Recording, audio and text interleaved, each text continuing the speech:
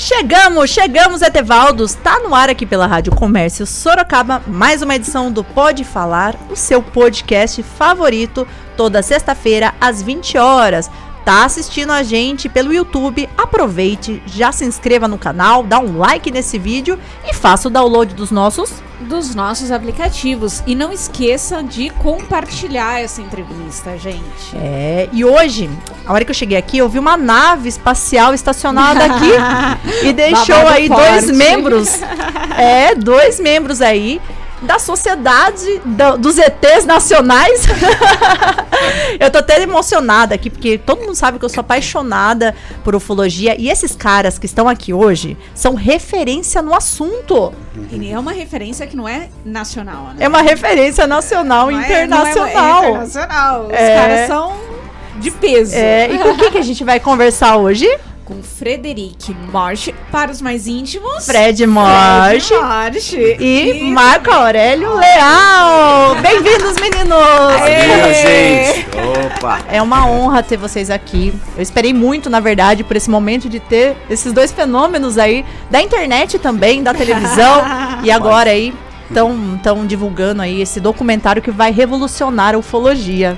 Eu tô muito feliz de tê-los aqui. Não, vocês não têm noção a ansiedade que essa menina tava, gente. Bom, olha, a gente fica muito feliz, né, Fred? Que ela virou pra mim assim, ela falou, eu não sou fã só do Marcos. Você não tem noção, o que é o Fred?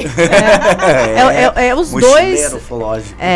Já viajou em todos os lugares. Os dois, né, já foram aí pra todos os lugares do Brasil, fora do Brasil, pra pesquisar o assunto de ufologia e levando a sério, né, o que é um assunto que agora que eu acho que as pessoas estão prestando mais atenção, né? Estão parando de tratar com deboche, É né? verdade. E tá levando seriedade, agora com esse documentário, né, que a gente vai falar sobre ele. Mas conta um pouquinho pra gente como é que vocês se conheceram e como que despertou esse bichinho da ufologia em vocês. Porque a gente brinca no rádio que existe o bichinho do rádio, que pica a gente, e a ufologia também. Também. O que aconteceu aí na vida de vocês? Vai, Marcão. Vai, Marcão!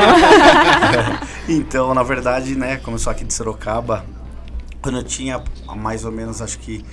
quando eu tinha 11 anos, que aconteceu o caso do ET de Varginha, né? Lá em janeiro, eu me lembro que eu fiquei muito impressionado com os programas, né, do Fantástico que começou a veicular na época. E eu me lembro que eu comecei a ver, né, o que estava acontecendo lá e queria... surgiu uma curiosidade muito grande e a vontade de estar lá, junto com os ufólogos, né? Hoje, né, o Birajara Franco Rodrigues, o Vitório Pacatini, né, o Covo, o Petit... E daí vários outros ufólogos que fizeram apoio lá.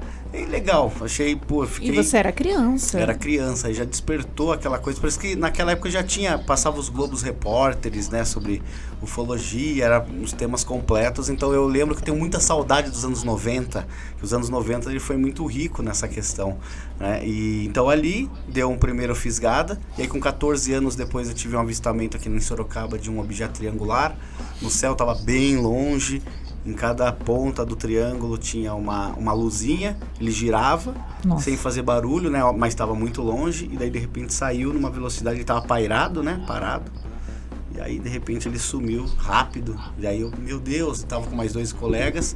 E aí surgiu a vontade de ir atrás, comecei na biblioteca, na época era a revista UFO que se tinha, né? E, daí comecei, eu lembro que a pesquisar aqui na região de Sorocaba, eu resolvi montar um grupo em 2001, que era o GEPUS, né, Grupo de Estudos e Pesquisa Ufológica de Sorocaba, para justamente a gente ir pesquisar em campo, que é a raiz da ufologia, né? Essa pesquisa de campo, que a gente vai nos lugares onde acontecem os fatos, entrevista as testemunhas, por exemplo, se tem, às vezes a nave, né, o OVNI pousou em algum local, deixou alguma evidência, queimou o mato, ou deixou com aquele cabelo de anjo que o pessoal fala, né? A gente colhe esse material e depois manda para análise para ter um entendimento científico, né, sobre a questão, e muitos deles é meio que inexplicável a maneira de como que aquela localidade teria sido afetada por aquela questão, né? O que seriam os aeroglifos, não é aeroglifos, tem um nome, agroglifos. Isso, os agroglifos. E eu até li uma coisa sobre isso, que diz que ele frutifica mais onde acontece esse fenômeno, é verdade isso? Então, tem, na Inglaterra, dizem que quando nos anos 80, né, quando começou a surgir muito as análises científicas que tinham dentro dos verdadeiros agroglifos, porque nós temos o famoso crop circle, né, fora do Brasil. Então, na época, como tem os verdadeiros, muitos falsos também que as pessoas fazem, mas os verdadeiros, eles tinham uma característica muito interessante, que a semente que tinha sido afetada pelo o agroglifo, né, que estaria amassado, ela germinava 40% a mais do que o normal.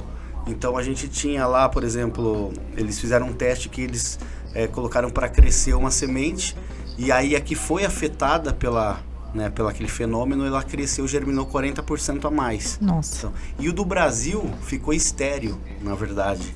Entendeu? Ele foi colhido, o material, inclusive no De Carona com os OVNIs, né, Fredão? Nenhum inseto, não tinha vida ali dentro. Né? Será que eles pegaram toda a energia daquilo? Eu ia falar, qual que é a diferença? Se lá teve uma coisa que frutificou, cresceu e deu vida e foi melhor...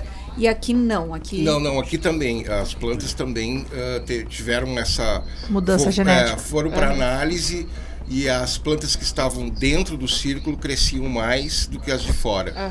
Né?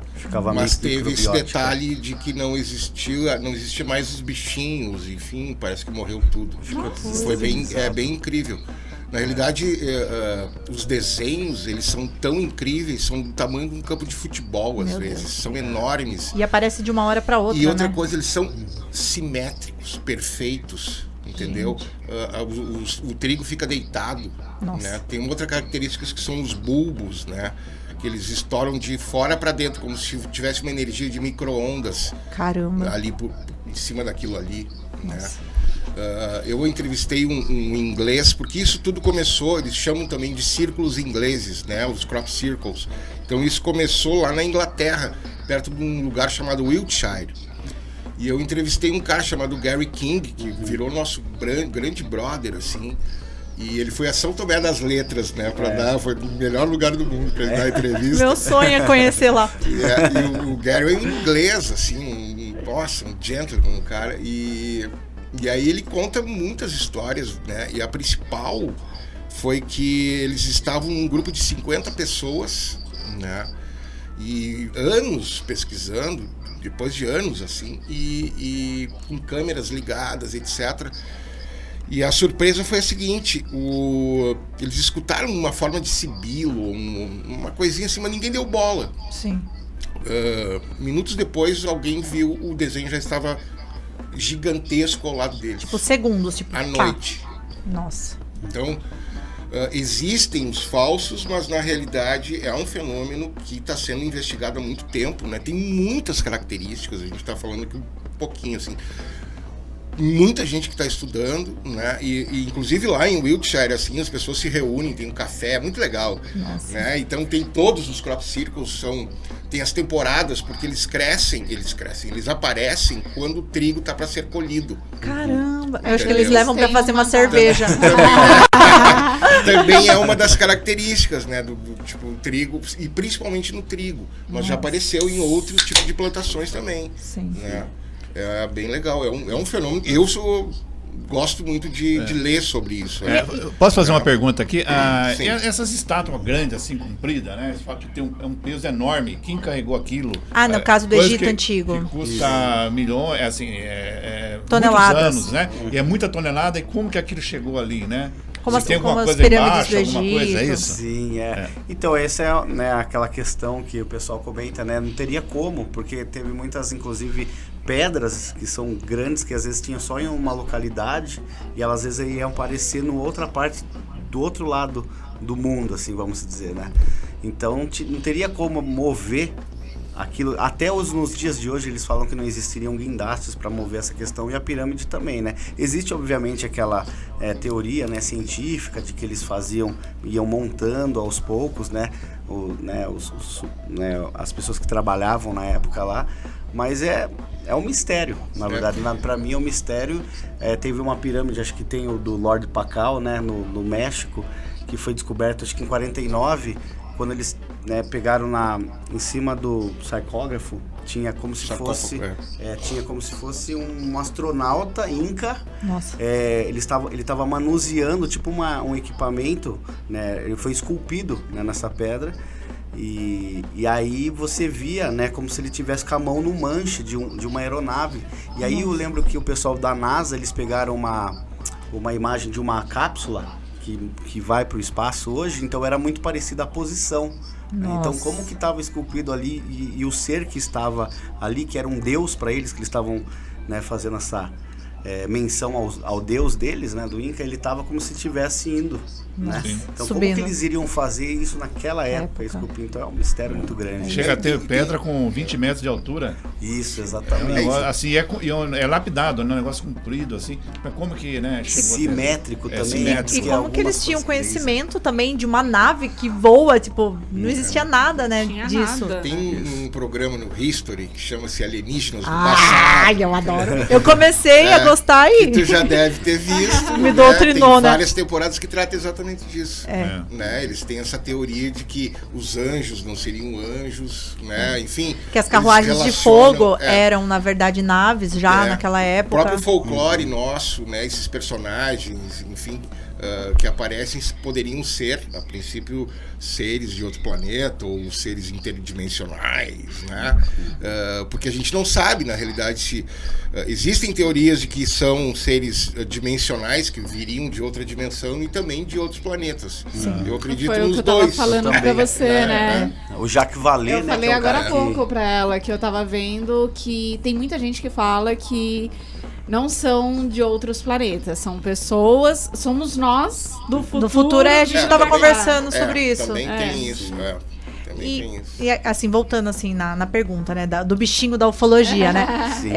Você teve uma experiência e aí a partir dessa experiência surgiu o interesse de vocês. Você também, como que foi a experiência de vocês e o acho que que uniu vocês? O Fred pode comentar. A minha foi meio parecida também, assim, eu tive Mas um tu era criança avistamento. também? Eu adorava ver as séries, eu já sou um pouquinho mais velho, eu via umas séries que talvez vocês não conheçam, mas eu via Ultraman, umas séries robô gigante, que eram umas coisas mais infantis e tal, mas que tinham a ver com ficção Japonês, desenho É. japonês, né? Jaspion. científica. Tinha a ver com Que saudade. ficção científica, né? Que era muito legal, né? Perdidos no Espaço.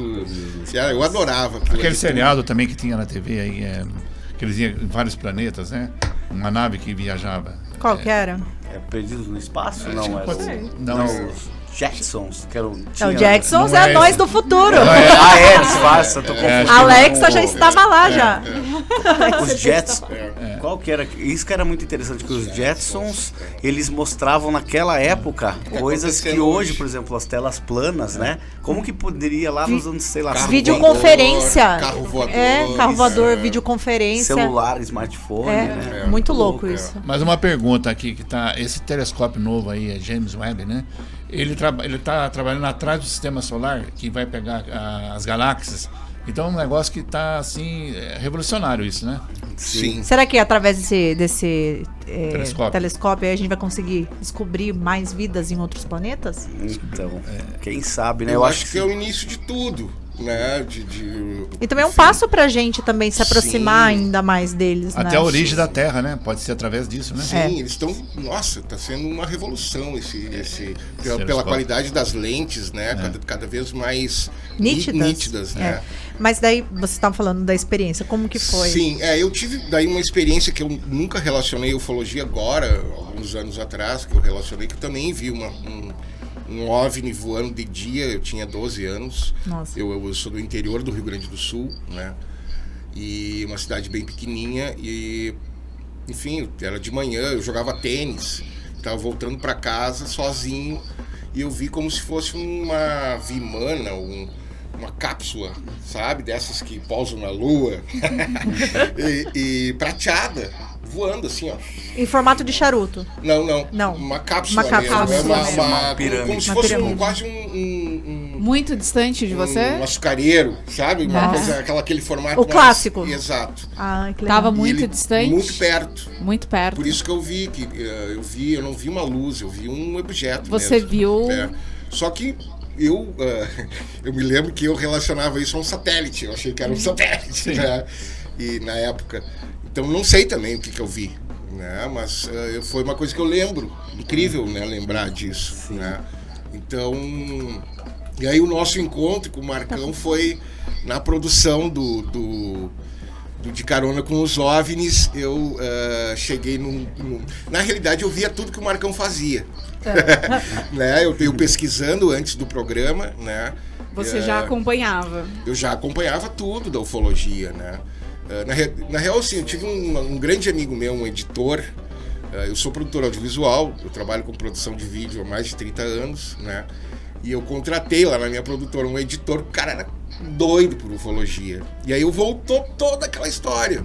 E aí, sei lá, aí começou essa coisa de séries, a gente poder ter oportunidade de trabalhar com TVs que não existisse mercado no Brasil. Não. Era um mercado bem assim, o pessoal trabalhava contra as informações, né? O que aparecia de informação, de notícia, o pessoal trabalhava para esconder, né? Não, mas eu tô dizendo assim, no mercado, não existia um mercado das produtoras brasileiras produzir para o mercado internacional. As TVs não vinham para cá. Então a gente tinha um mercado de ou fazia publicidade ou fazia cinema. Olha só. Né? Então, ali em 2008 que esse mercado se abriu para nós. Sim. E aí eu tinha muita vontade de fazer, e aí comecei a estudar e comecei a escrever projetos para a televisão, né? E aí, um dia veio essa história do De Carona, né? Caiu o nome, caiu tudo. E aí comecei a escrever a série. Um ano depois ela foi aprovada no History. O nome veio por quem? Na realidade, eu criei o nome porque a série, ela viajava, o sentido, enfim, o mote da série, né? Era a gente ir para os hotspots, que são os lugares considerados... Tu ia de carro mesmo? Eu posso te contar. Agora a gente quer... Porque parecia uma van, né? Tem toda a logística, né, que a gente fez. Porque ele chegava com o carro. Mas a série, ela trata do quê? Eu fui a lugares considerados hotspots, que são lugares onde tem maior incidência desses avistamentos ou da presença desse fenômeno, né? E aí eu conversava com os investigadores desses lugares, né? E com as testemunhas que estiveram com o fenômeno cara a cara. Nossa. Então a gente fez esse é o sentido do De Carona. Aí veio o nome, De Carona com os OVNIs. Então foi legal, pegou, eu não mudei, foi sempre esse nome, né? E aí foi bem interessante que a gente fez uma reunião presencial. A gente mandou uma sinopse pro History e o History gostou. E aí a gente teve uma reunião presencial. Nessa reunião eles normalmente ou pedem um roteiro ou um piloto, ou um promo, que eles chamam, que é condensar a série em 5 minutos, quase uma peça publicitária, né? E aí 2 semanas depois foi aprovado e aí começou toda, né, o orçamento, não sei o quê. Mas para vocês terem uma ideia, então, o processo foi de 2015 e nós entregamos a série no final de 2018. Nossa. Estreou em dezembro de 2018. Então foi quase 2 anos. Né? O primeiro ano foi mais de aprontar o orçamento. Preparar as pautas também. A equipe, roteiro, papapá. E aí depois que a gente foi para os finalmente, assim, para gravar. Quanto tempo foi, né, de viagem mesmo? De viagem, produção. Gravação, produção, uma coisa que é bem importante, assim, a gente, quando produz uma coisa, principalmente quando a gente não conhece os lugares, então a gente fez uma viagem anterior, o Marcão me acompanhou em toda essa viagem. O Marcão foi o consultor da série, assim, foi o cara que botou a gente no chão, no sentido de não viajar, né? E a gente procurar, porque a ideia era fazer uma série séria de ufologia, filtrar o máximo, mas leve, mas também pretendendo atingir o grande público, trazendo, né, as informações com mais clareza. Exato, né? E a gente queria ter casos mais verídicos possíveis, né?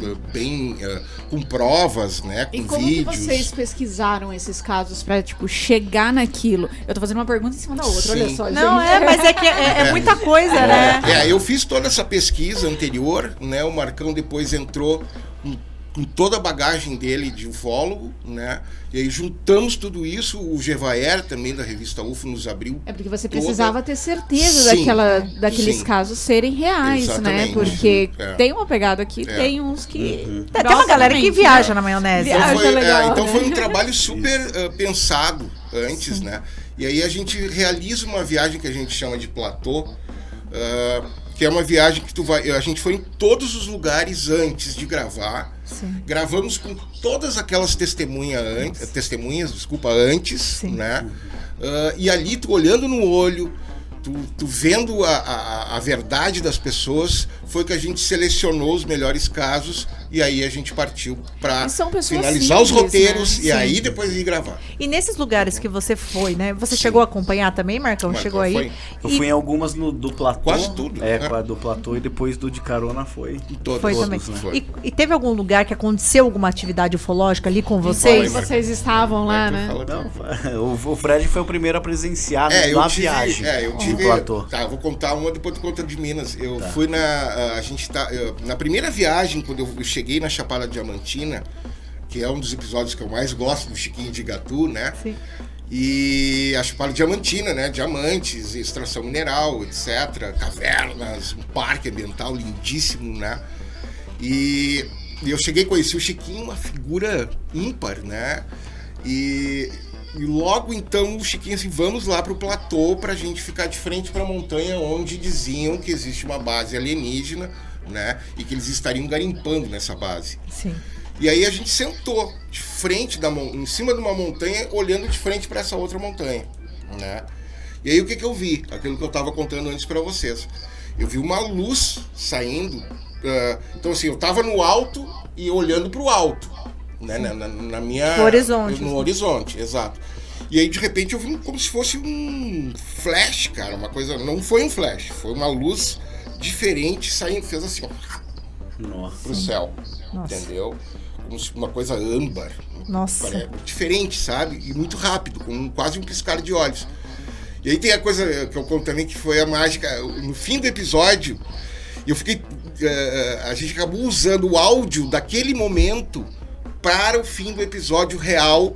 Depois, real não, né? A gente, Oficial, editamos, né? a gente editou Sim. para o final do episódio, que o Chiquinho grita, você viu, eu vi. Né? Ai, emocionante. Foi né? emocionante. E aí o mais interessante, aí que a coisa pegou mesmo, o que saiu na câmera?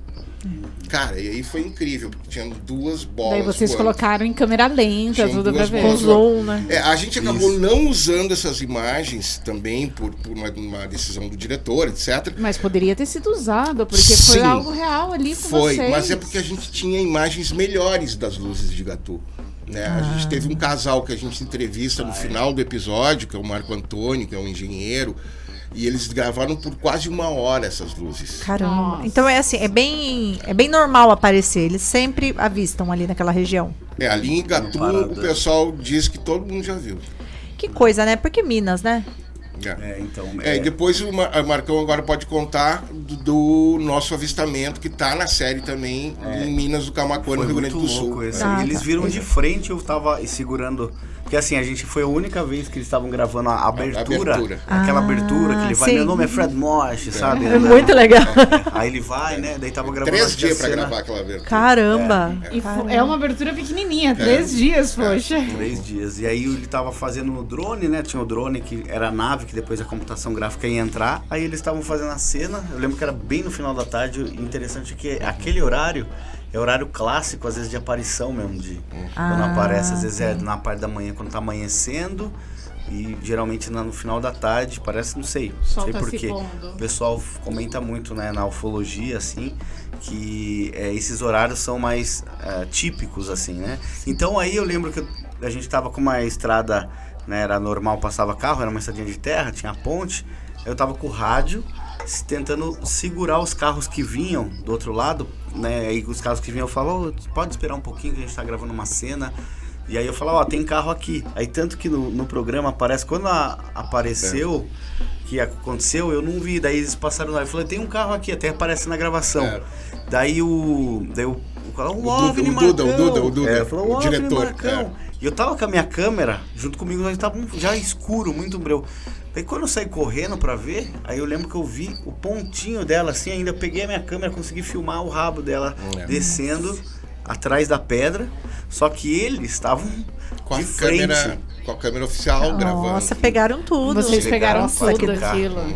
Que da hora. E quem que viu aquilo lá? Eu não lembro. Quem que chegou e viu? O Duda. Foi o Duda Acho que foi que o Duda viu? e o Marcelo, o câmera. Eles Olha viram, só. É. E aí eu falei assim, não, é satélite. Porque eu achei que era ISS, Estação Espacial.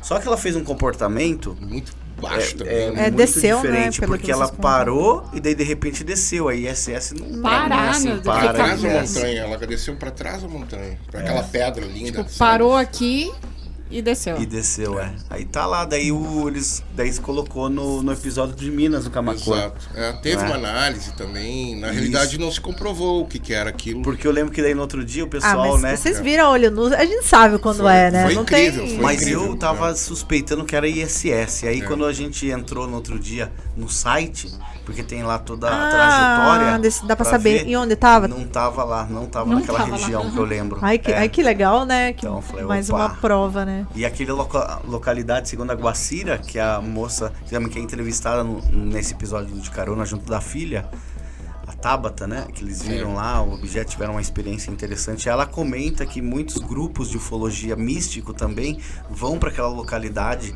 para fazer assim, como se fosse algumas vivências filosóficas, entrar em contato com esses seres que lá, como ela tem minério de cobre, né? Muito intenso, era uma antiga mina de cobre.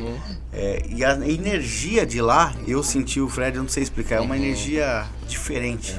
É muito tranquilo, sabe? Muito gostoso. Traz Então tem paz. esses grupos de filosofia que vão lá e fazem, que a Guacira falou, que entram em contato. Ela Meditação, tem né? um centro de espírita lá também. Esse lugar, para vocês terem uma ideia, fica 30 quilômetros para dentro, assim, do mato, assim, uma estrada de terra, bem difícil acesso. A cidade tem 200, 300 pessoas só morando.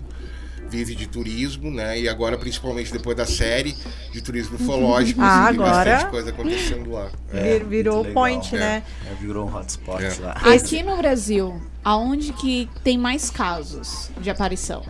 Na real, eu acho que no Brasil inteiro tem. Se a gente quer, né, percebe, a gente tem contatos aí no Brasil inteiro de ufologia, então até não dá nem pra filtrar, que é tanta gente que Quando manda eu fui dar mensagem. um Google, apareceu muito Nordeste, O né? Nordeste Que eu até tem comentei muito. com vocês. Sim. O Nordeste é muito rico também, mas toda a localidade aqui, Sudoeste, litoral, é muito incidência. Nossa cidade de Sorocaba, aqui, algumas regiões já teve vários casos famosos aqui. Então eu acho que o fenômeno ele acontece como um todo, em todo lugar, né? Mas assim, a gente percebe, que eu estava comentando com o Fred, né? São locais onde parece que tem incidências de minérios. Então toda localidade tem incidências de minério, tipologia, por exemplo, de biodiversidade de plantas, animais, que nem a Jureia. É um local que eu lembro que no início dos anos 2000 ali a gente pesquisava muito e tinha muito relato de dentro da Mata da Jureia, que é uma área de preservação, e a gente não poderia ir lá.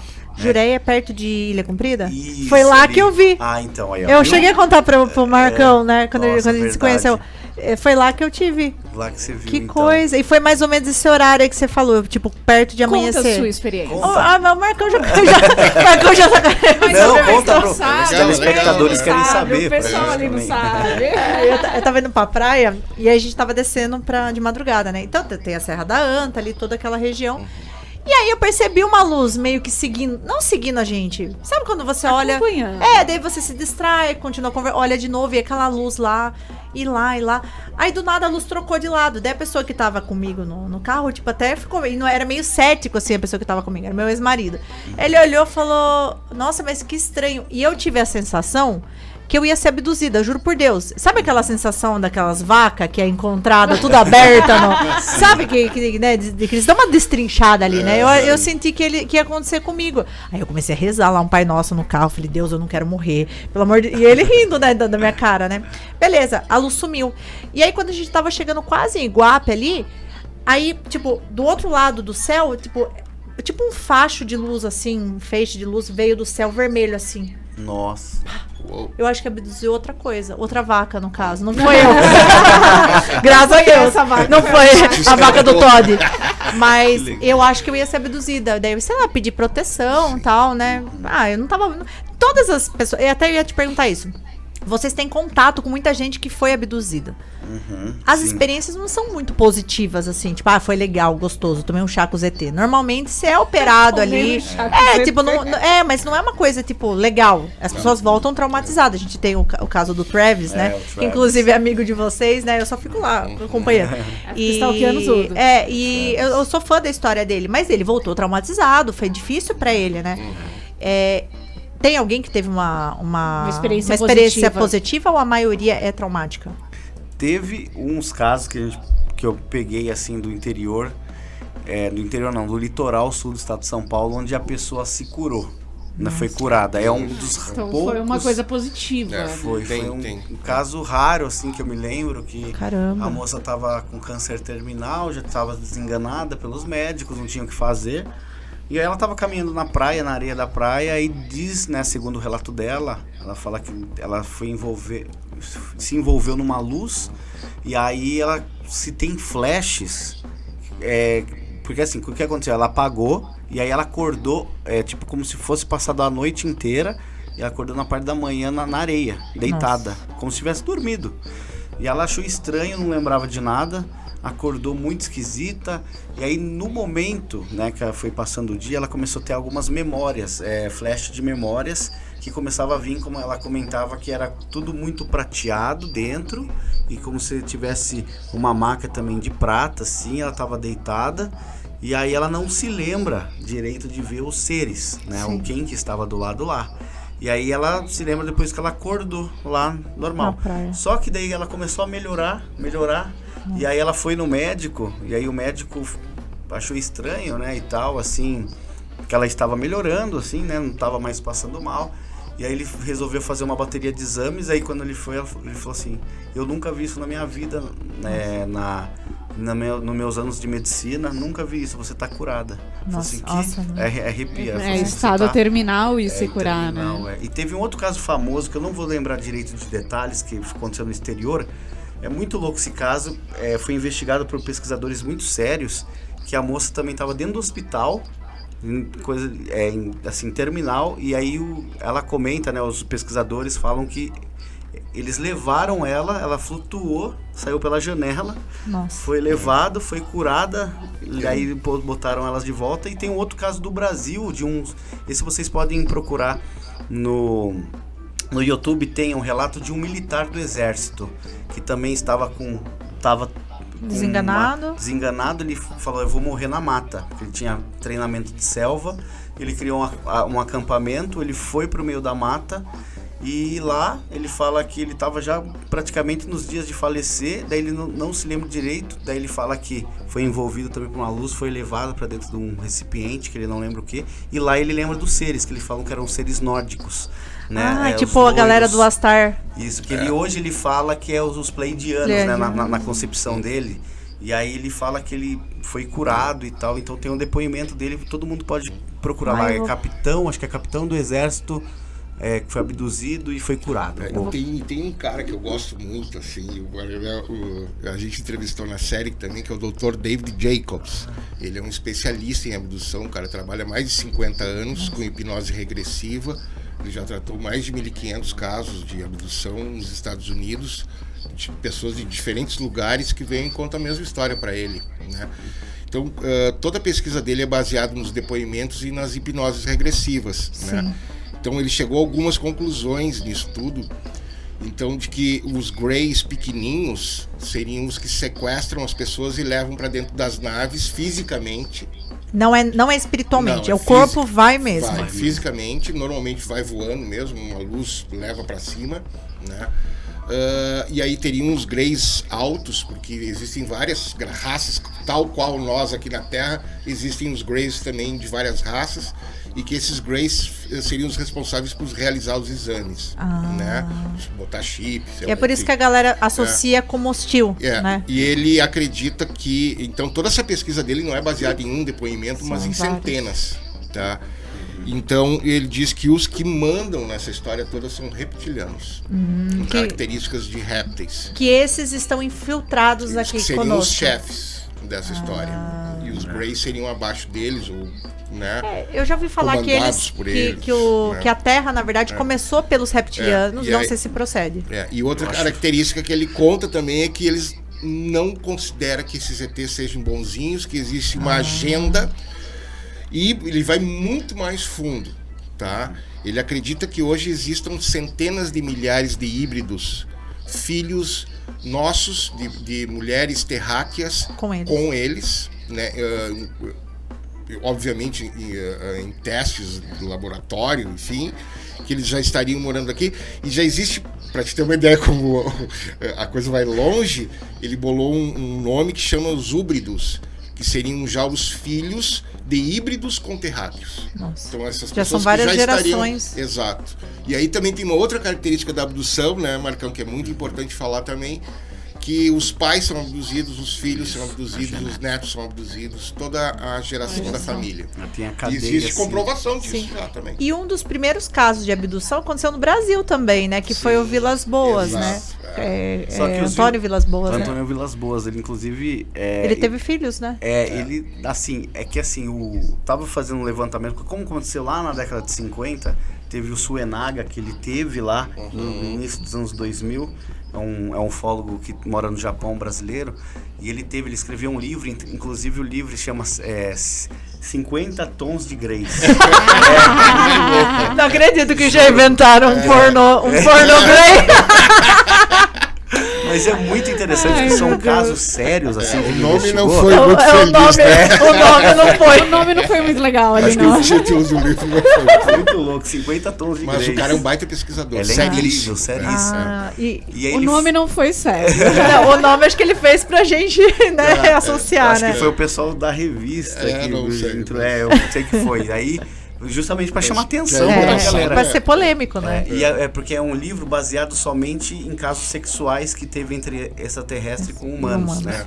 Só que esse caso do Vilas Boas, tem uma teoria também que eles falam que, na verdade, aquilo foi um experimento americano, que a nave que desceu lá eram agentes americanos que estavam vestidos daquela maneira, que estavam fazendo, né, alguns testes. Mas o Suenaga, eu lembro que ele entrevistou os parentes do Vilas Boas depois, quando ele esteve lá no início dos anos 2000, né? E todos confirmaram que realmente era verdade, né? Que aconteceu mesmo. Que aquilo aconteceu mesmo, que ele ficou um pouco depois com sequela. Tem, acho que do Flávio Cavalcante, que é um programa muito antigo, que não é da nossa época. Eu já vi, né? Vocês lembram, né? Eu lembro pequenininho, não é tão... Não é tão... Apesar dessa barba, né? E aí eu me lembro que tem no YouTube também, em algum lugar... o pessoal ligou pra ele explicando, ele já estava um senhor intelectual, tinha se formado em direito, né? Saiu lá do interior. É um caso muito interessante dos Vilas Boas, e chamou atenção internacional, né? Que é um dos casos mais antigos, ele foi levado, fez... O caso Tasca, né? O caso do Nelson Tasca é incrível. Bem incrível, um caso em Santa Catarina também. Chapecó, né? Que foi. O caso do Arthur Berletti, do Rio Grande do Sul. Teve um caso, todos viraram livros, né? Bem interessantes, assim, os casos. E assim, na opinião de vocês, né, que são pesquisadores, o que vocês acham que é a intenção deles? É mesmo fazer uma raça híbrida, melhorar a nossa genética? O que sei lá... Usar a gente como experiência pra alguma coisa? Ou até uma cura para uma doença que eles tenham lá? O que você acha? Qual que é a ideia deles? É difícil, são hipóteses, né, que a gente tem. Acredito que existem... Cada tipologia, de repente, tem um interesse. Eu acho, né? Tem esses que são benevolentes, porque também tem a questão que eles falam, né? As pessoas falam assim que eles não podem muito interferir no nosso karma. Sim. Quem teria o direito, por exemplo, essas poucas, raríssimas pessoas que tiveram cura a partir deles, foi um caso em especial. Mas como você falou, ela fica realmente uma experiência traumática. Eu não gostaria de ser abduzido. Então, eu também, pela sensação que eu tive, eu ia virar um churrasco ali fácil. É que eles usam, às vezes, é muito traumático, né? Experiência traumática.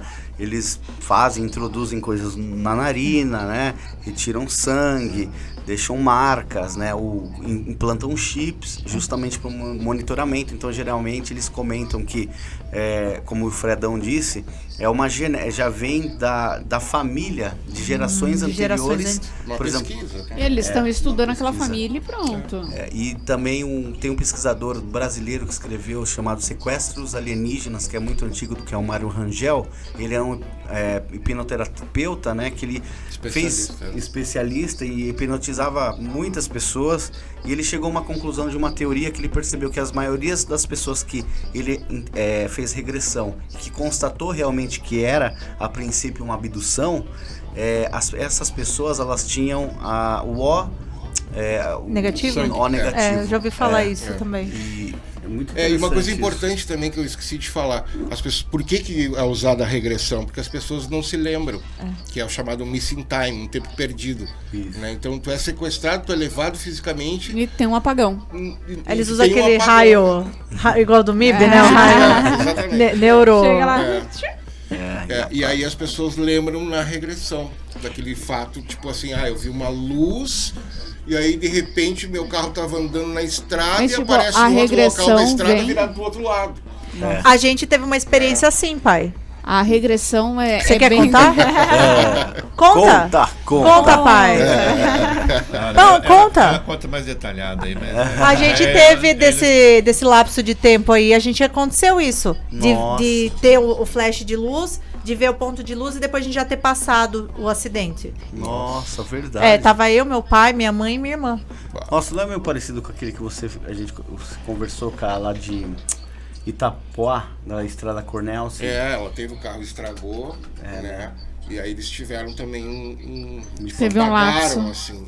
A família inteira. Mas foi pouco tempo, foi tipo uns 10 minutos, né? Vocês estavam no Ela carro? tava Mas 10 minutos é bastante tempo. Duas pessoas, mas por exemplo, o Travis ficou uma semana fora. O Arthur Nossa. Berletti foi. Não sei se foi uma semana, não, se foi por aí. O Travis O Arthur foi 7 Berletti dias. foi 5, 6 dias, né?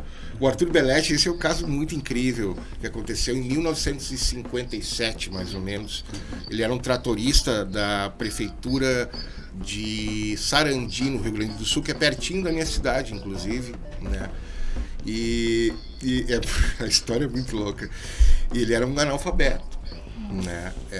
E desceu uma nave e a nave sequestrou ele. E aí ele conta, depois do livro dele, o livro é incrível, tá? Tem em PDF já, é fácil de conseguir até.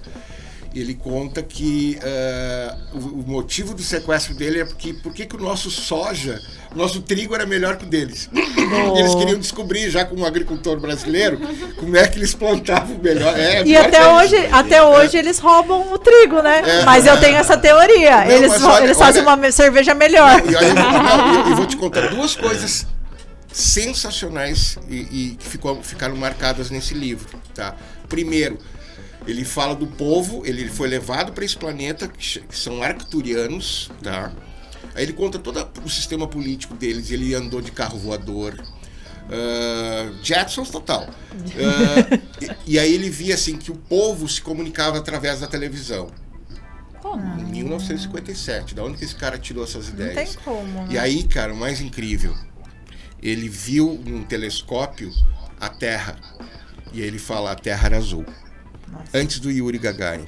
O Yuri Gagarin é 61. Nossa. Foi o primeiro cara que disse isso. Muito Caramba. interessante. Então olha O que pessoal incrível, tá tentando cara. ouvir dizer, para descredibilizar o caso dele, falando que ele deixou uma carta escrito que aquilo foi tudo invenção. Mas como que ele escreveu se ele é analfabeto? Pois é. Nossa. Não, alguém escreveu com ele, ele, né? entendi. Teve um ghostwriter ali, alguém que escreveu pra Sim. ele. Mas a história é dele, né? Caramba. Não tem como, né? Quanto mais. Às vezes você até começa a estudar meio cético, mas quando você vai se aprofundando, você Muda começa a a visão. ver que não tem como alguém inventar isso lá na década de 50, como você falou. Tem. Muita gente inventa, né? Por isso que a gente pesquisa, por isso que a Sim. gente procura se inteirar, ter essa. Porque a pesquisa de campo é um braço da pesquisa científica, né? Sim. Que tu vai a campo, vai perguntar para as pessoas e vai recolher provas naquele lugar daquilo que aconteceu. Né? Então a ufologia mundial é baseada nisso. Né? Obviamente que hoje em dia já tem eu considero que já tem provas, né, fotográficas desses objetos físicos que aparecem aqui que a gente não sabe o que são. Inclusive diz que no Senado, cara, não sei se são extraterrestres, mas existem. Sim, o fenômeno já está comprovado que existe. Agora a gente não sabe se da onde vem. Acho que sim. Teve um congresso agora, que teve a audiência do Congresso americano. Foi recente, estava lá montando um documentário com o James. E aí eu me lembro que ele ficou desesperado, o James Fox, né, que ele queria mandar uma equipe lá pro Senado para filmar, só que a gente tinha que ir para Los Angeles para fazer lá a mixagem, era na mesma data. E aí o David West, que é o nosso, né, que foi o diretor de fotografia, ele ia mandar para lá e ele pediu autorização pro Elizondo interferir para entrar lá, só que eles não deixaram. E aí diz que a audiência fechada, diz que eles mostraram vídeos incríveis, diz que muito ele falou compelling, o vídeo muito autêntico, assim, diz que objetos triangulares saindo da água. Deus. É isso que foi falado, assim, nos bastidores dentro do Congresso. Então, não foi aberto ao público. Eu não sei se isso é verdade, mas isso foi um comentário que veio de um americano, colega, essa semana passada. Reunião. Inclusive o Brunão que estava com a gente ontem também confirmou essa questão que ele soube lá, né? Que a mãe dele mora lá nos Estados Unidos e tal. Então, muito interessante essa questão. Eu acho que o disclosure aí tá para vir aí, né? O desacobertamento cada vez mais a gente espera. Vamos ver, né? E agora, né, voltando a falar aqui, né, que nós temos o maior caso, né, que aconteceu no Brasil, com o maior número de testemunhas. Marcão, conta pra gente como é que surgiu, né, esse convite. Eu estive com você durante a pandemia, né, que a gente participou lá do Área 15, né? Inclusive um beijo pros meninos, né, que fez a ponte na nossa amizade, né, que a gente se conheceu lá. Nem fale, Lucas. Então, e eu aprendo muito com o Marcão, né? Eu só acompanho e vice-versa. ali. Não, eu nada. Sim. Gente, eu nada. Você falou coisas lá que eu... Nossa, verdade, é sério. Essa parte dos pleidianos e tal, né? Eu sou fã desses caras aqui. E aí, a gente conversando e tal... E aí surgiu, você, né, sempre especialista no caso Varginha, como é que surgiu esse convite? Naquela época, já estava sendo conversado sobre esse documentário ou não? Aconteceu assim rápido? Então, na verdade é um projeto que eu comecei, quando eu conheci o James em 2011, ele veio para dar uma palestra em Peruíbe, foi no Congresso Internacional de Peruíbe que a revista UFO realizou, e eu tive a oportunidade de conhecer ele, a gente virou amigo ali e tal. E aí ele não acreditava no caso Varginha, né? Porque ele falou, como que... É uma história muito fantástica, assim, né? Como que criaturas vão ser capturadas. Ele até usou esse termo, né? Perambulando pela cidade. Exatamente. Inclusive ele sempre tá falando nas entrevistas agora. Daí ele veio pra cá e a gente ficou... Eu lembro que depois ele queria ficar uma semana a mais no Brasil. Eu tava muito preocupado porque ele não falava português. E ele ia pro Rio, né? Ele queria ir pra algum lugar, ele tava pedindo, né? Tava querendo ir. Daí eu falei, como eu ia muito pra Paraty, falei, nossa, vocês têm que ir pra Paraty, né? Eu gosto muito de lá. Falei, onde que é? Eu mostrei pra ele tudo, ele gostou. Aí eu percebi, mas como que vocês vão fazer? Ele falou, não sei, eu vou alugar um carro e ir pra lá, mas vocês não falam português. Brasil não é pra amadores não, meu filho. É verdade. Aí eu me lembro que eu fiquei... Então... E aí eu me lembro que ele pegou e falou... Eu falei pra ele, eu fiquei preocupado. Eu falei, não. Aí eu liguei pra cá, falei, vou ficar mais uma semana, fui liberado. Aí eu levei eles. Daí a gente teve essa oportunidade de conversar durante essas semanas e tal. E ele falou, achou muito interessante, assim. Ele falou assim, você acha que daqui a um ano, se eu voltar com uma produção de audiovisual, você conseguiria produzir um episódio? Daí eu falei assim... Pra ontem. Eu falei, não, mas daquela época foi muito louco, porque eu já ia pra Varginha, só que as meninas, as testemunhas não estavam falando. A única pessoa que eu tinha encontrado era a mãe delas, tinha conversado, mas elas não falavam. Pelo qual motivo? Medo? Por causa da chacota, né? Elas foram muito judiadas na parte de tiração de sarro, até hoje, assim, lá. E aquela época, ela tava ainda muito mais restrita. Daí eu falei, olha, James, eu não sei, eu acho que sim, consigo. Beleza, aí passou, aí ele foi embora, tal. Acho que quando foi, eu me lembro que acho que em dezembro já, de 2011, ele falou, a produção do NetDeal vai entrar em contato com você e a gente vai pra aí pra gravar um episódio. Eu falei, como assim? Nossa, daí eu fiquei, tive muito pouco tempo pra produzir, aí eu fui pra lá. Foi bem fraquinho, assim, eu consegui com muito custo, para resumir bem, a gente conseguiu convencer as 3 meninas, pela primeira vez depois de um bom tempo, a gente gravou no terreno, só que o programa Chasing UFOs, era uma porcaria, porque eles E eles eram muito sensacionalistas, eles... Era tipo o Nelson Rubens. Qual que era? Para. Eles faziam fake, por exemplo, a gente não tinha um porquê, tipo, que nem o James ficava muito bravo nos bastidores, ele contava. Com fogo. Eles faziam todo um cenário pra... Nossa, você escutou? Não sei o que, meu Deus, nós estamos no meio da floresta amazônica no Brasil. Muito fake. Tava lá no Extrema, numa pousada. Coisa, entendeu? Então a gente não... Aí o James tem umas falou, séries assim. né? Faz parte, na verdade, um pouco, claro, né, do audiovisual e tal. Mas a gente que é um pouco mais chato, né, de pesquisador, a gente não gosta. E o James já não gostou do formato, tanto que foi pra lá pros Estados... daí saiu a primeira temporada. E aí eu me lembro que ele ficou bravo e aí eles venderam a segunda temporada e ele saiu. E ele falou, não, eu não vou participar mais, que eles eram em 3. Sim. Aí ele falou, vamos produzir um negócio legal. Aí em 2013 ele voltou pro Brasil, a gente gravou, conseguimos um pouco mais de pessoas que foram as meninas, a irmã do soldado que morreu, a Marta Tavares, a irmã do Xerez, né, a Marta Tavares. Que foi o que morreu... Que morreu em virtude da bactéria. Que ele capturou a criatura, a gente não sabe como, ele teria sido arranhado, e aí 26 dias depois ele veio a falecer, né? Pegou tipo uma infecção. Ele pegou uma infecção que generalizou e o médico que a gente entrevistou depois, que é o Cesário Lincoln Furtado, que foi a que atendeu ele, disse que foi um caso muito atípico, que ele entrou com um quadro de pneumonia, ele morreu com causa de septicemia aguda e tinha um pelo encravado. Infecção generalizada. Uma infecção generalizada. Ele comenta que ministrou os melhores medicamentos antibióticos intravenal, que ele fala que pelo quadro que o Marco estava sentindo, que ele aparentava estar, ele falou que em 99% dos casos eles ministram ali o antibiótico, a pessoa começa a melhorar. E ele piorou. Nossa. E aí diz que foi encontrado 8% de neutrofilos, 8% de neutrofilos e uma bactéria desconhecida, né? E aí eles não souberam dizer. Então, aí eu me lembro que a gente pegou e conseguiu 2013 bem assim, pro The 701, que era um projeto dele, que daí durou anos para chegar e as coisas foram mudando. E aí quando chegou, daí ele mudou pro The Phenomenon, né? Que é o filme que ele lançou em 2020. E daí ele incluiu vários outros casos, porque inicialmente eram só 4 casos. Era o caso Varginha, o caso Zamora, que é um caso também lá do Novo México, o caso do Zimbábue, um caso que aconteceu na África do Sul, e o do Kennedy Arnold, que era um piloto também que observou vários objetos voadores não identificados e tal.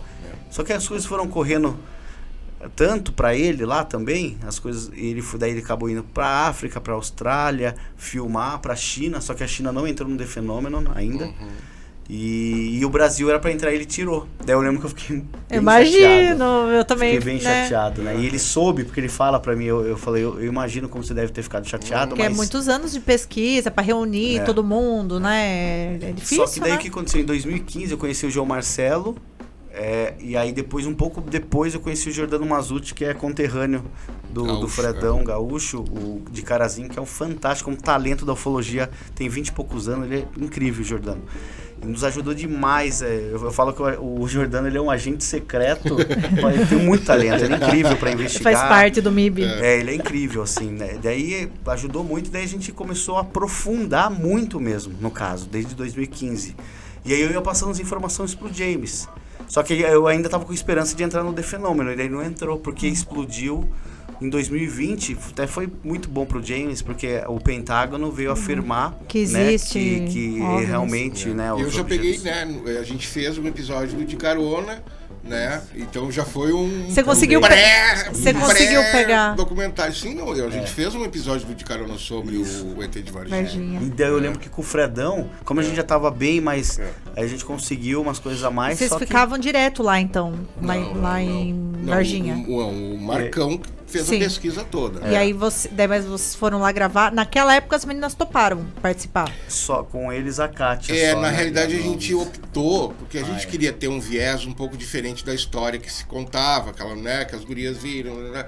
Porque na real o caso Varginha, o Marcão que fala que tem muita coisa ainda para ser descoberta, né?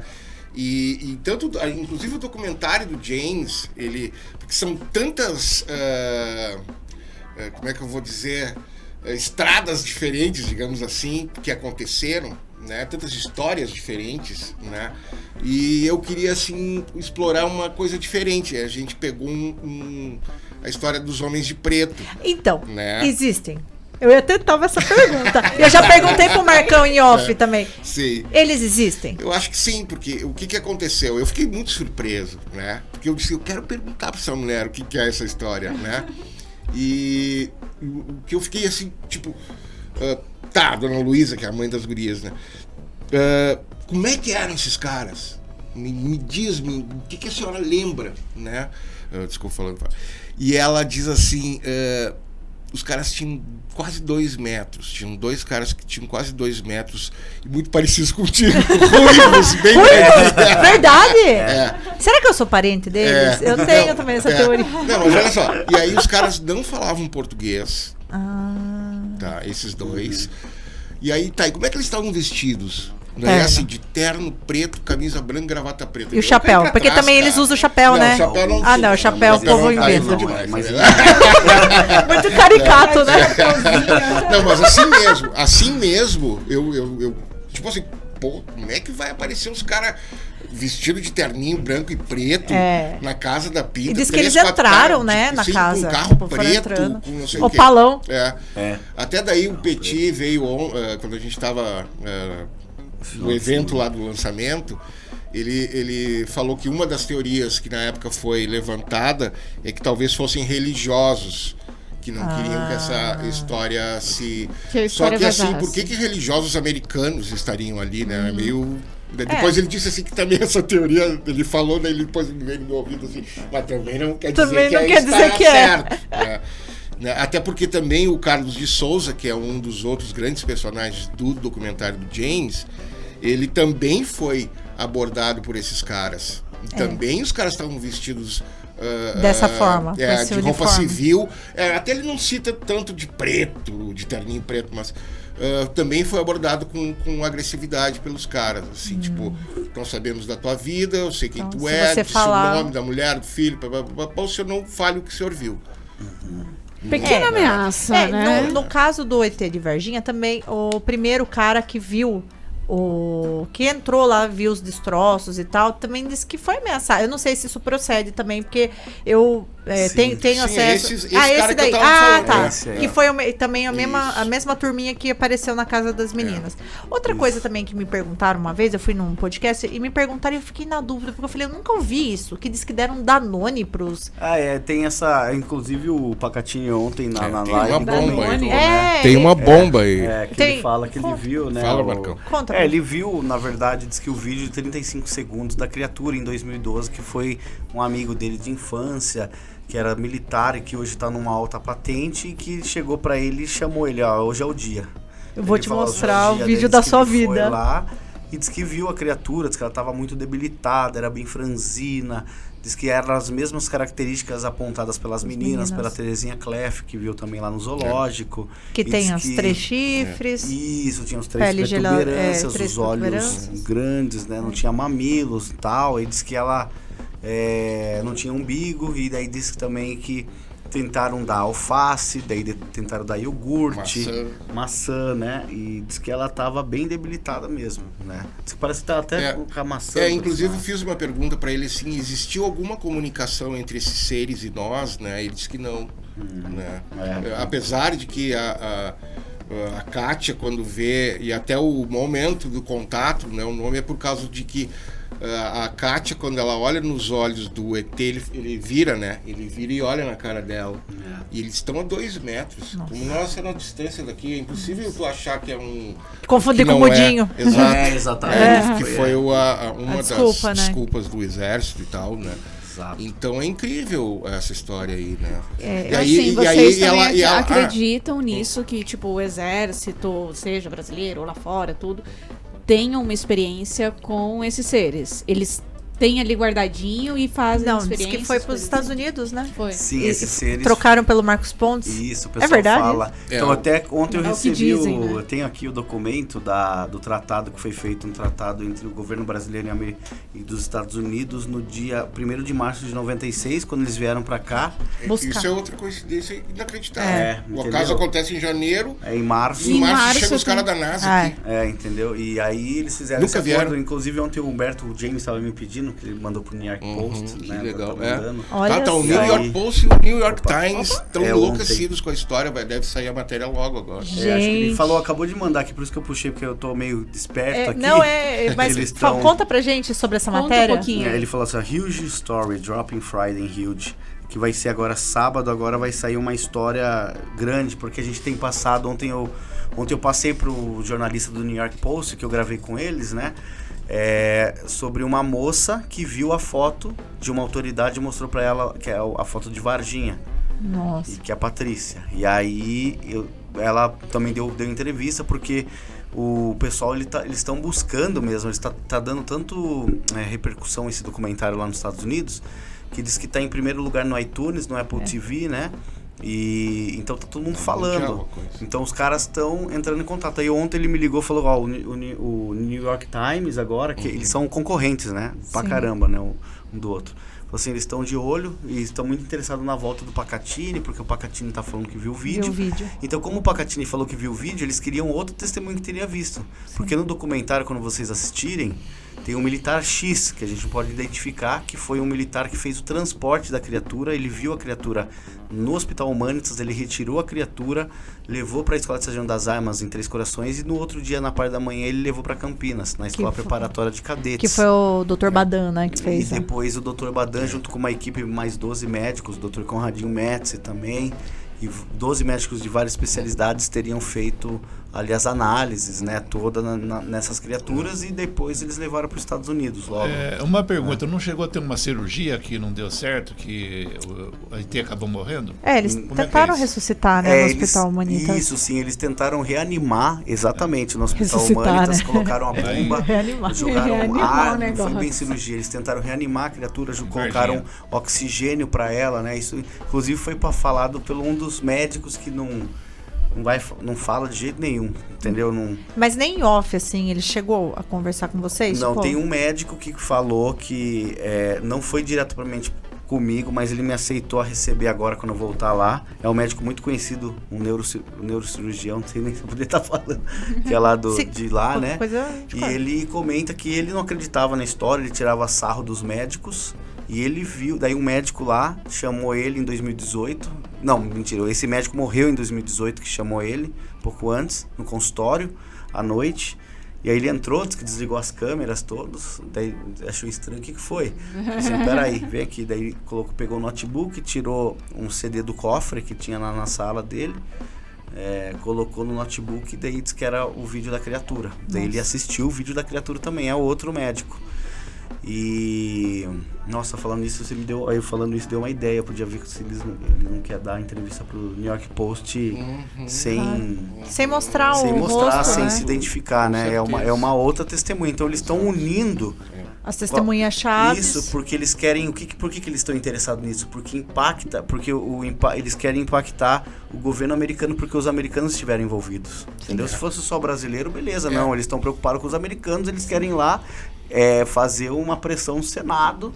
Para que eles falem também, né? Exatamente. E aquela coisa, se a criatura foi capturada, tudo, por que não vieram atrás pra pegar de volta? Tipo, Como assim? Você Não diz vieram. pra resgatar. Não, Vieram. as outras espécies. Vieram, Eles a vieram. gente tem no documentário, a gente tem inclusive depoimento de uma família muito fidedigna que não queria dar o depoimento. Vocês vão ver, é tudo real o que aconteceu no documentário, né? Ali filmando, eles acharam que a gente foi lá, chegamos lá, o senhorzinho abriu a porta e ele falou assim, não, vocês vão ver, eu não queria, eu achei que era só pra contar a história. Médico, inclusive. E aí Ele achou que ia contar em off, não ia ter filmagem? Que não, ele só queria contar a história que ele tinha visto. Não queria aí, aparecer. Que era, ele não queria aparecer. E aí, Nem com nome, muito nem jogo de cintura ali, a gente conseguiu convencer ele. E eles gravaram de costas. É que a Mas, pessoa não entende o quanto é importante, né? A gente ter o relato, né? A pessoa só contar a história não dá credibilidade. Você precisa ter, né? A testemunha ali gravando, Isso, né? Mostrando que ela exatamente. sabe. E eles nunca deram testemunho, porque eles são muito conhecidos lá em Varginha. E ele tem toda a parte de vergonha, de chacota. E aí ele comenta que ele tava lá num dia, era janeiro de 96, ele não lembra o dia, quando ele pediu uma comida lá, um motoboy foi entregar, ele foi sair para receber, diz que na hora que ele abre o portão, diz que o motoboy tava olhando para cima, ele foi pegar a comida, ele olhou para cima, e ele fala, tinha um baita disco voador em cima, não sei, era um disco voador mesmo, um negócio girando assim, um senhor muito sério, e tava a mãe, a esposa, ele gravou ele, a esposa e a filha, que era pequena na época. Nossa. Aí você vê eles contando, eu como estava lá de frente, eu pude ver, aquele é um dos relatos que eu mais me impressionei, né? Que foi rápido ali e tal, que aconteceu.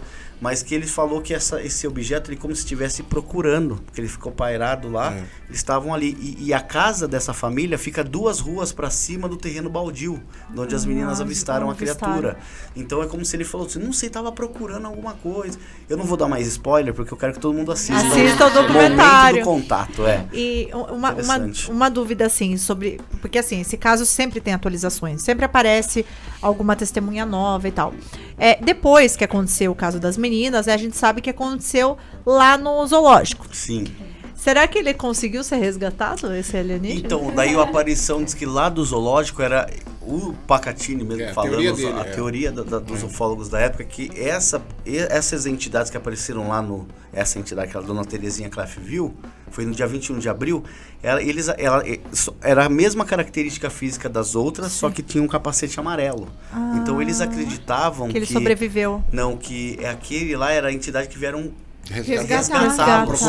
Porque eles foi achavam... resgatar e foi capturado. Porque na cabeça deles, eles falaram assim, os caras capturaram um negócio que é meio considerado bicho animalesco, eles devem ter guardado no zoológico, sei lá. Então essa é a hipótese dos ufólogos. Aí eles foram lá para ver se os ETs não estavam junto com os animais ou em algum local lá, né?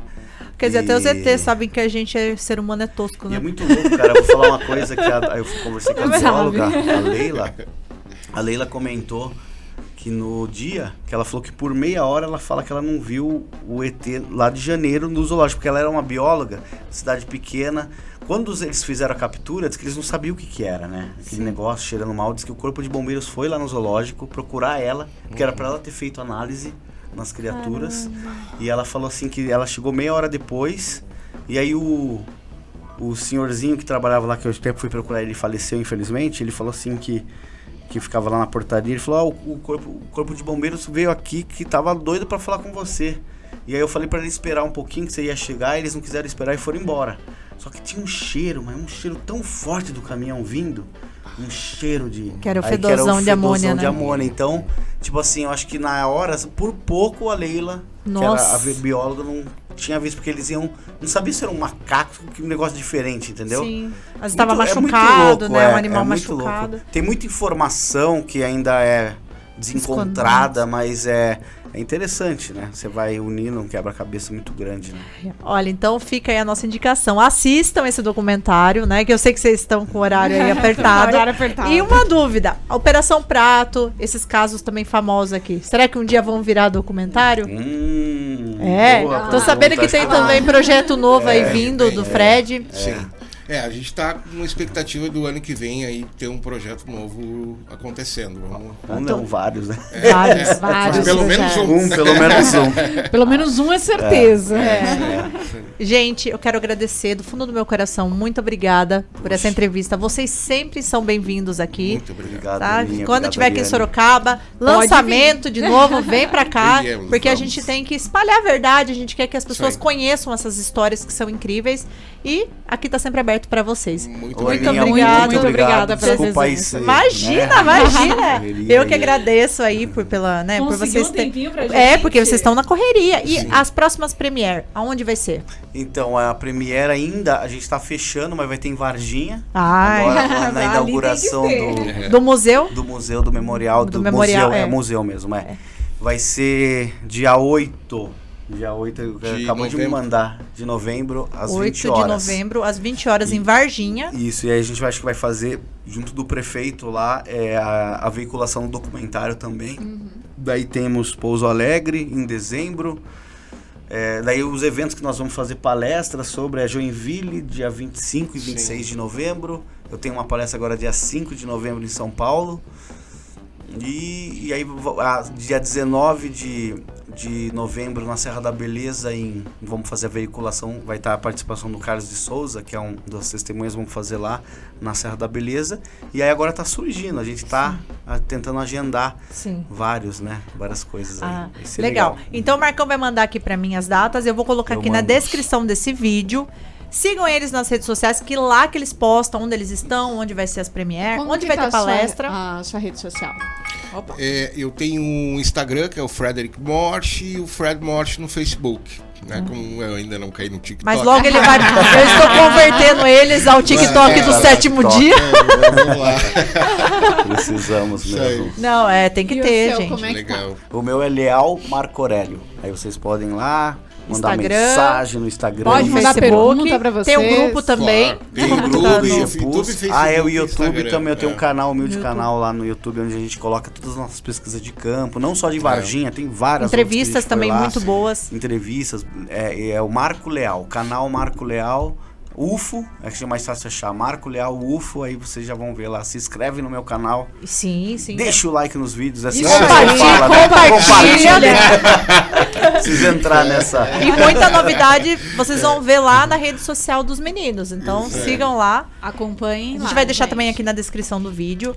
E a gente vai ficando por aqui. Muito obrigada a todo mundo que ficou aqui na live. Já segue eles aí para vocês acompanharem as palestras, as premieres. E segue a gente também, eu e a Ari. Um beijo para todo mundo que ficou até aí. Compartilha esse vídeo, se inscreva no canal e dá like nesse vídeo. Beijo. Isso aí. Beijo. Valeu, obrigado. Em breve no TikTok mais perto de vocês. Teremos aí os meninos. Isso aí. Muito bom, muito bom. Você vai dar aula de TikTok. Obrigado. Já temos uma empresária aí. Opa, já aqui, ó. Curso online, ó. Isso aí. É isso, por favor. Ela faz o curso e eu empresaria. Então, perfeito. Gente, obrigada. Obrigada. Tchau, tchau. Tchau. Foi. Show de bola, meninas.